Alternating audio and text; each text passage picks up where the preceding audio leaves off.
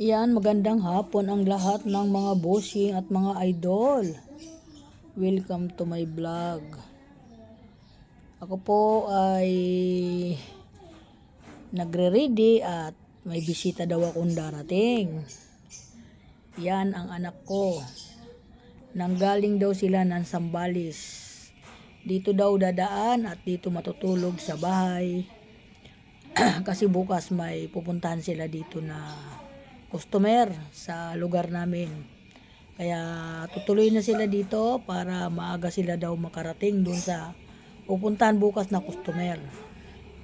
So nag-isip ako kung anong ulamin namin.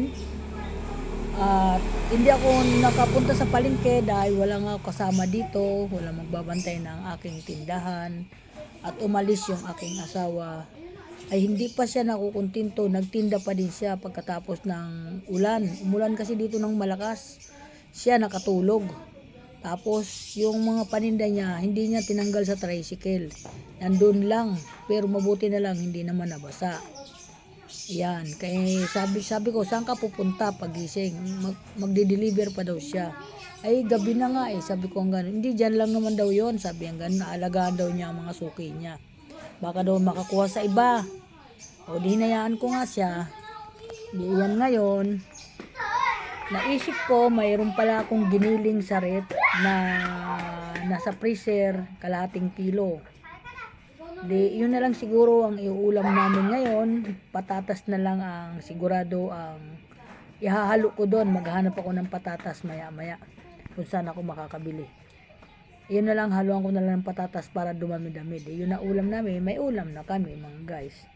O di ba? O di binabad ko na siya dahil matigas, nasa freezer, nandun binabaran ko na sa kaserola para mamaya pagdating ko ay iluluto ko na lang po siya. Ayan, di nakaisip naman ako ng ulam na hindi ako gagastos. Kasi may mga stock naman ako diyan sa rep na may ulam kahit papaano. Ayun. Kaya lang, kasi ako nagtitinda ako ng mga frozen dito na mga pagkain ng mga pwede ulam, hindi naman mahilig yung asawa ko noon. Kaya, ayaw namin noon. Kaya, ayun. Ngayon, ayun, ay naghahanap ako ng patatas. Ngayon, kaya titingnan ko doon sa taas ng may tindahan kung may patatas sila dahil bibili ako. Ayan, mga bossing, welcome to my vlog. I love you so much sa inyo mga bossing at mga idol. Magandang hapon ang lahat.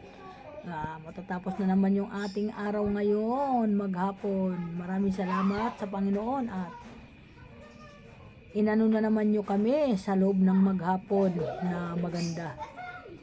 Ako po'y nagpapasalamat. Ayan.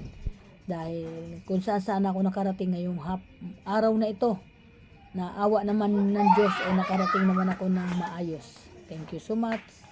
Maraming salamat at ingat po ang lahat. Lalo na ngayon, umuulan-ulan na po, madulas ang ating mga kalsada.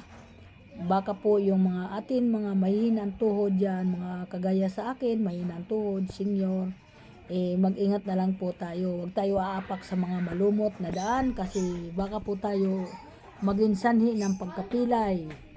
Yan po, at parati po tayo magdadala ng payong at baka tayo ay maambunan. Kagaya po nangyari sa akin, naambunan po ako. Kaya 3 araw na po itong ubo ko na iniinda na nandiyan pa siya, hindi po masyado gumagaling. Pero yung pagkawala ng boses ko, medyo wala na po. Umukay na po siya. Tula lang po ang ubo ko kay ganun naman talaga pag hindi pa ayaw pa umalis ng isang sakit, hindi pa talaga yan aalis. Pero hindi ko yan pinagpapapansin. Okay lang yun kasi lahat naman tayo nakakaranas ng mga ganun, lalo na pag mga ganito, ulan, init, ganun sa gabi, mainit. Yun, nakatutok sa atin ang electric fan, kaya isa din yun. Kaya ganun po yun. Kaya thank you so much sa lahat ng mga kaibigan at nagmamahal kay Nanay Linda. Thank you po. Maraming salamat sa inyo. Sa suporta ninyo, lalo na kay Boss Mita. Marami po salamat sa inyo. At sa lahat po na namumuno sa ating social media, sa ating Facebook page at Trail, YouTube, TikTok.